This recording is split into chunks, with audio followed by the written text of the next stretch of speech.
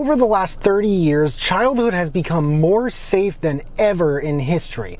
Kidnappings and accidents decreased, supervision and protection soared, and somehow anxiety and depression rates exploded.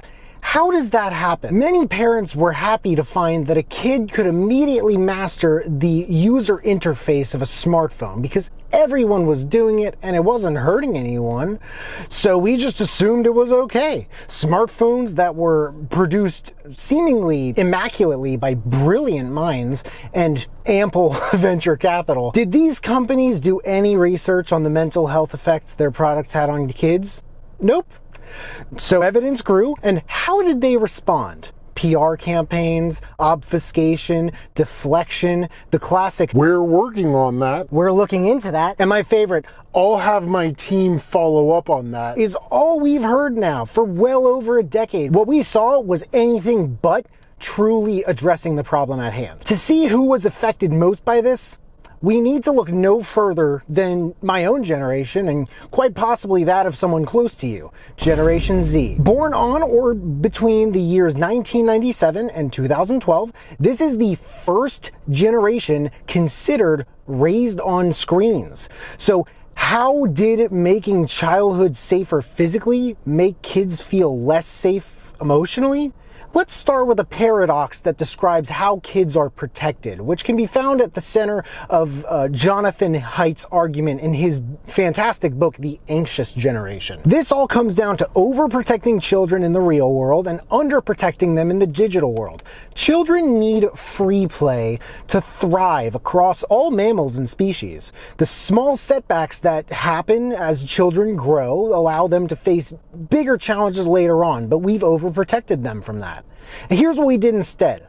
We took the playground, we bubble wrapped it, unleashed the internet, and chaos just ran amok. People say that the biggest difference between humans and other animals, the biggest leg up we have from them, is consciousness. And yet the quickest rewiring of human consciousness in history has made it harder to think, harder to focus, and harder to build lasting relationships, specifically for 23% of the entire world population. And if we're not careful, close to half of it. That's how big of an issue this is. And it only makes you wonder, how did it get so bad? Well, something big happened to kids in the 2010s that made their mental health plunge. And this is what we call the Great Rewiring.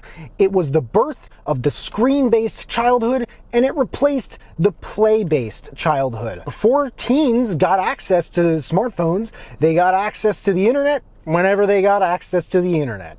But after they got smartphones, they had access to the internet all the friggin' time. And MIT professor Sherry Turmel referred to what we did with it as being forever elsewhere. This sudden change in technology that kids use to connect with each other was the largest experiment humanity has ever performed on its own children. And people think that this spike in anxiety and depression rates had to do with national threats and the tech boom and the Great Recession. No, let's be real here, okay? That would have hit the millennials way harder, if anything. Another reason we can say this happened due to social media and the Great Rewiring was that this also happened in the UK and Canada very similarly. And you don't need to know a lot about any of these three countries to understand that they are very different from each other. Now, what happens in a kid's head, though, that allows so much of this to happen? Well, since the TV came out, children have been spending less time, outside in the yard, at the playgrounds, running through the sprinklers. But until mobile devices came out, children couldn't bring those screens with them outside of the house. But with the amount of time that kids used to spend doing that versus now that they can, let me ask you a question. Let's say you walk into a tech store looking for a present for your daughter, and the salesperson goes up to you and tells you that there's this new device that they have for kids that's more entertaining than television. What would you say? Okay, but how much time does the average girl spend on the product? The salesperson comes back to you with around 40 hours a week for teenagers 15 and up, probably closer to 50 hours a week. How would you respond to that? I'll tell you what I'll do. I'll take a 180 and run out the store. I wouldn't even blink. Henry David Thoreau once said that the cost of the thing is the amount of your life to be exchanged for it, either immediately or in the long run. What was the cost when kids started spending 6 to 8 hours a day on screens. Let's follow Thoreau's thought process here for a moment and consider how much of their lives are spent on this. Most people get phone vibrations throughout the day. Sure, they get alerts from messaging apps like Messenger and WhatsApp, social media like Twitter and Snapchat, and news about sports and celebrity gossip, and work-related apps like Slack or Gmail. When you add all of it up for the average amount of notifications a young person's phone gets, they get an average of 192 per day. When you add in all the other apps people don't turn off notifications for, and the number of interruptions goes up even more, some people land in the ballpark of 1 per minute. At what point does this go too far? Attention is a choice that we make. But when we allow ourselves to get sidetracked, what we're really choosing is just the opposite. Let's really get to the root of this though. What is it that's so darn sticky about these devices and their notifications that causes a teenager to sink 40 to 50 plus hours a week into them? There's a hook that causes this habit of divided attention. The most successful app designers responsible for the great rewiring have it down to the deepest, darkest T. And there are 4 steps to this self-perpetuating loop. There's a trigger, an action, really, really important, a variable reward, and then investment. And let's break this down too. The loop starts with a trigger, like a notification that someone commented on his photo. Then it'll come up on his phone and it'll make him want to take an action that has rewarded him in the past, like responding. And the action, it will create a variable reward, a pleasurable event, but only sometimes. To create the strongest and most consistent reward, you have to just keep pressing and replying and refreshing, and eventually you might see another reward. And lastly, there's investment. He can't stop now. He's already created a profile, posted a bunch of information about himself on it, and linked it with hundreds of other profiles of kids who did the same thing. So he's got skin in the game because he has a reputation to uphold now. It is social media after all, right? Now, at this point, the thought pops up in his head at random of an off-ramp when he's not even on his phone, and he feels this craving to check it anyway. When we do this, it's like we don't even realize it's happening. It's kind of scary, isn't it? This is not a coincidence. In fact, it's a very, very real thing that Facebook, for example, used to hook teens. And this is not speculation in the slightest, thanks to an internal trail of documents called the Facebook files that whistleblower Frances Haugen brought out in 2021. This is what's happening to all these young girls and boys, but that just makes you wonder, is it different? Is this a gender divergent experience? If you want to go there, let's go there. There are people who say that social media is worse for girls than boys. How is this? Well, girls are plunged with social media into a strange new world in which our ancient programming for real-world communities constantly misfires. Because in social networks, girls have now become subjected to well over 100 times the social comparison that they have been experiencing for the entirety of human evolution. And they're exposed to more cruelty and bullying now because these platforms facilitate and they reward this relational aggression. The song Jealousy, Jealousy by Olivia Rodrigo does explain the feeling this produces, probably like almost nothing else, at least that I can name. And for boys, don't even get me started on this. Gaming, internet forums, and the great rewiring, they drastically changed the lifestyle of Gen Z boys as well. They get more depressed and anxious, experiencing lower achievement in school, work, and family life because they put less effort into the physical world. And they are now statistically more likely to become what European economists have referred to as NEET, as in not in education, employment, or training, which, as you may know, can really, really screw with a man's self-esteem. You can find a lot of notes on this and what it feels like for a man to experience it in Notes on Being a Man by Scott Galloway. Are there any solutions to this? This whole thing seems like just a ginormous mess. Well, let's not kid ourselves. There's a lot that can be done about this by tech companies, the government, schools, and parents. And here are some options that the author discussed that stood out the most to me. The first one is changing the age that kids can have smartphones. When you suggest this, people say the same thing time and time again. Isn't it too late for that? Hasn't that ship sailed? Hasn't that train already left the station? Here's the thing. Trains, cars, planes, ships, when they leave, they don't just return like it's nothing, but they will if there's a safety issue involved, is this a safety issue that warrants changing course? In 2010, we didn't know that social media had so many harmful effects. There wasn't a sign of a mental health crisis. And let's face it, neither of these is true anymore. But Sam, it doesn't seem right. Isn't there a lot at stake? Huh?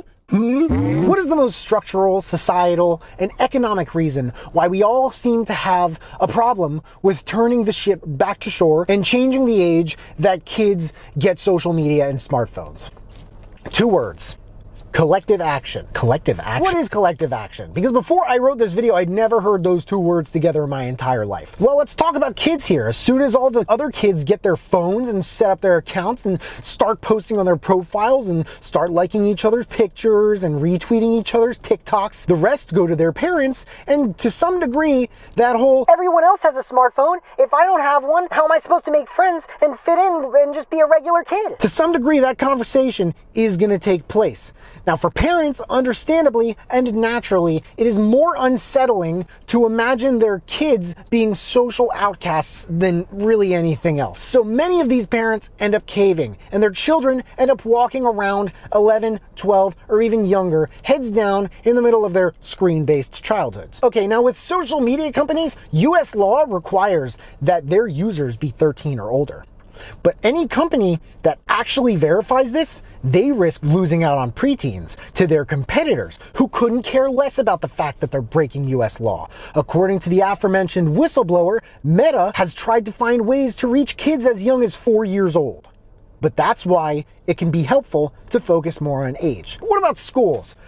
Boy, do we got a bone to pick with schools. The Polynesians have a saying, standing on a whale fishing for minnows. Usually when we look for a solution, we tend to look all over the place, where the solution is actually under our noses the whole time that we didn't even notice it's there. First one's going phone free.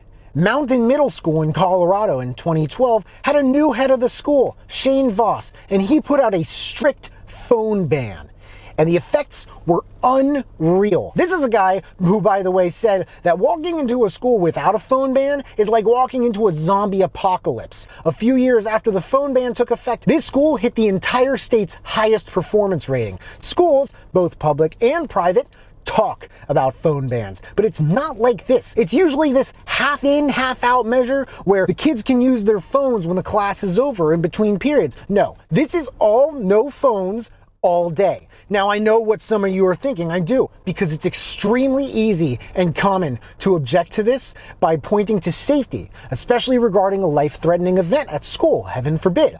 My primary source for this video was written by a parent who noted that a school in which most students call and text their parents during an emergency is most likely less safe than a school in which only the adults have phones and the students are listening to the adults and their surroundings. Any school that preaches fostering belonging, community, sharing, etc., and is not strictly enforcing a phone ban is standing on a whale fishing for minnows. The next whale is unstructured free play. This is so overlooked. Emotional regulation, collaboration, perseverance, communication, anti-fragility. These are invaluable life skills that kids can learn from unstructured free play. And there are different ways to implement this in a school. You could have longer recesses, you could have recess before school or after school, but this reduces the heck out of stress and it frees up a lot of mental bandwidth for kids to study and focus in class.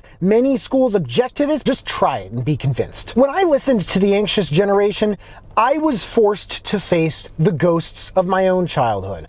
I don't mean skeletons like my regrets or demons like what makes me tick. I mean the things I was scared of, what people thought, how people felt about me, and the general judgments of others. I was forced to realize how prevalent this kind of experience is for years on end, especially on the developing mind. And the fact that this has all gotten worse over the years is truly heartbreaking. It is. Don't get me wrong, there are upsides to social media, but they don't excuse downsides that can't be monitored and regulated for the real benefit of its own users. Let's really zoom in on this.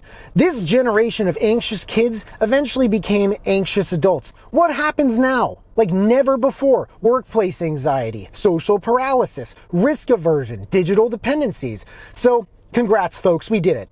Childhood is now safer than ever. But childhood was never just about safety. It's about learning and courage and independence and self-discovery and reliance and so much more. And when you take a generation and you try to produce all of that through the mere camera lens of a mobile device, the consequences of social fear, anxiety, fragility, and just risk avoidance, those don't stop at childhood. They do not. Let's say we know what to do now for the current generation of kids, Generation Alpha. What are we supposed to do about Gen Z? And with the way things have gone so far, how are we gonna make sure this doesn't happen to Generation Beta when that comes up? I don't know the answer to this question. But much of this perspective does come from The Anxious Generation by Jonathan Haidt, which presented a ton of research that I hadn't seen brought together this clearly before. So I definitely recommend checking it out, and I'll include a link in the description so you can check it out yourself. But that's what happened over the last 30 years or so. Children became more safe than ever in history, and depression and anxiety rates exploded. What do you folks think? Do you have any thoughts on this? Let me know in the comments. I hope you enjoyed this video. I hope you learned something from it. I hope you got something out of it. If you did, please make sure to smash that like button, subscribe if you haven't already, and if you could turn on that notification bell to get a notification whenever I drop new videos, that would mean the world to me. Thank you so much for watching. I really appreciate it. You can find me everywhere, and I will see you then.